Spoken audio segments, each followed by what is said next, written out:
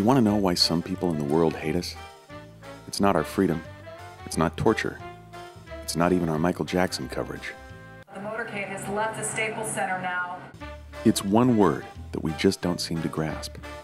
Enough. Look at this. The Brady Bunch wouldn't need this much if they all had Crohn's disease. Nothing's ever enough for us. Money, pigmobiles, the last Indiana Jones movie. By some calculations, we'd need several Earths if everyone lived like Americans. Add our obesity problem, sorry, plus-sized, and rising unemployment, and what would be more fun than a good old gluttony contest? One of the rising stars of the International Federation of Competitive Eating is Seattle's Erik Denmark, known as Erik the Red.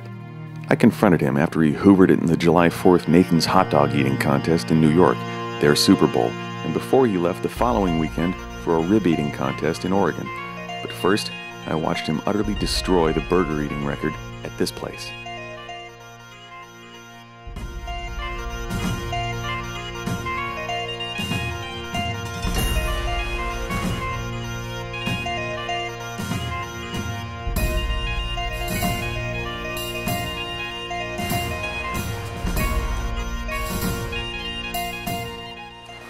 Call it. 5 minutes. 5 minutes. What just happened here? He just devoured a 12 stack and a order of fries. And it's not just a small fry, it's a little bit more than a small fry. And he cleaned it up. He even picked up the stuff that was on the table and ate it all.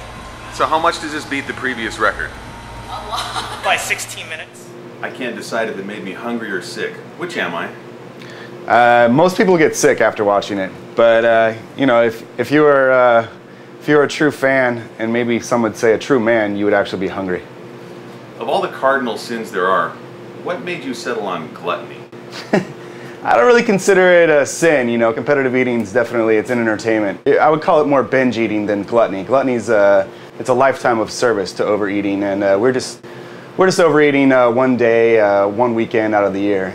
Well, take me through your training regimen then. I remember Rocky punching the sides of beef. I see you eating them.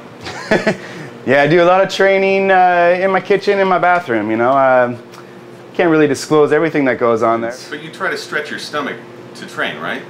Sure, yeah, you have to try to increase your capacity. You gotta not only increase your capacity, but your speed and your tolerance, because you know, a lot of people can eat a lot of food over a period of time, but not very many people can eat as much as they can in a short period of time. And a side benefit to inspire the younger eaters is that you get a lot of reading done.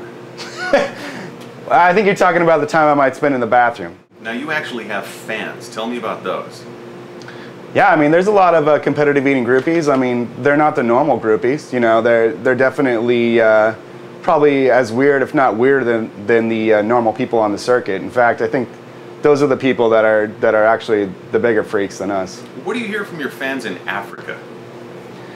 You know, I think I hear what you're getting at, and you know, I don't really think that people in Africa have thought about a competitive eating contest. I think they're more just hungry, and I'd love to go over there and help those people out and feed them. You know, and competitive eating's definitely not a political statement. It's not meant to be to make light of starvation around the world. I mean, it's not about that at all. It's entertainment. All right, then describe your hot dog technique. My hot dogs, I separate the meat from the bun, eat 2 meats at a time, and then wash them down with wet buns. Dip my buns in some sort of warm liquid that's usually sweetened, sugar-free sweetened drink, and just cannonball it down, smash it down, and just repeat that about 38 times. What's your current ranking among competitive eaters? Currently at number 15, and that should be going up. Should be in the top 10 pretty soon based on my performance at Nathan's, and you know, I consider myself a much better than top 15 in the world. Erik the Red, I think it's safe to say that few people can masticate on your level. I appreciate that, and I appreciate your understanding of mastication as well. All right, I've learned at the feet of the master, and now it's time for this grasshopper of gluttony to be put to the test. I'm here at the Tiger Tail in Ballard for a hot dog eating contest. I eat a light lunch, taking acids, and I plan for a sick day at work tomorrow. Bring it on. Eat some weenies! Oh, that's right. I'm not doing that. Eating to the point of severe discomfort, that is. We've got a handful of guys and a dude who looks like Hurley from Lost. How do you suppose this is going to turn out? Nothing. feel like you had an unfair advantage over anybody at all? I mean, genetically, I'm superior. And did I mention it's a hot dog eating contest? You know what goes in those things?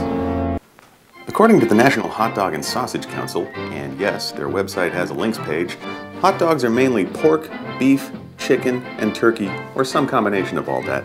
They can also have variety meats, which is liver and hearts and stuff. Variety meats. Organs are fun. But don't forget MSG, the flavor enhancer that gives some people headaches, nausea, and drowsiness. And there's also yummy sodium nitrite, a preservative that can mutate DNA and may cause cancer. But maybe we're just running out of taboos to break, and this one fits the times. Whatever you eat, you wouldn't say climb into a boxing ring without being trained by a skilled professional first, and having an EMT on hand. The same holds true for needlessly gorging yourself well past the point of all human decency. I mean, competitive eating.